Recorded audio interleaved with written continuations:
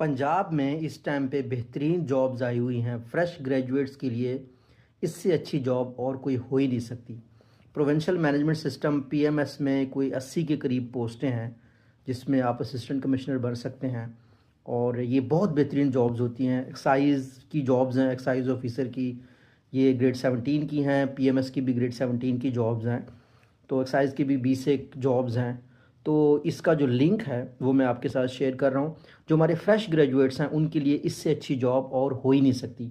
सारी जॉब्स को आप भूल जाएं। इनके साथ जो फैसिलिटीज़ ख़ास तौर पर आपको मिलती हैं, जो घर मिलता है, जो गाड़ी मिलती है, और ऑब्वियसली यंग जनरेशन में आहिस्ता आहिस्ता करके ये चीज़ अट्रैक्टिव ज़रूर है कि आपकी जॉब होनी चाहिए। आप ये भी अट्रैक्टिव ज़रूर है कि प्राइवेट में अच्छी सैलरीज मिल जाती हैं, लेकिन कहीं ना कहीं पब्लिक सेक्टर का एक्सपीरियंस बहुत इंपॉर्टेंट है।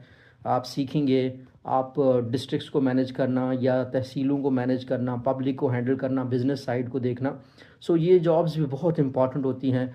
बिल्कुल ऐसे ही जैसे जॉब बिज़नेस करना ज़रूरी है, बिल्कुल ऐसे ही जैसे प्राइवेट कंपनीज़ में काम करना ज़रूरी है।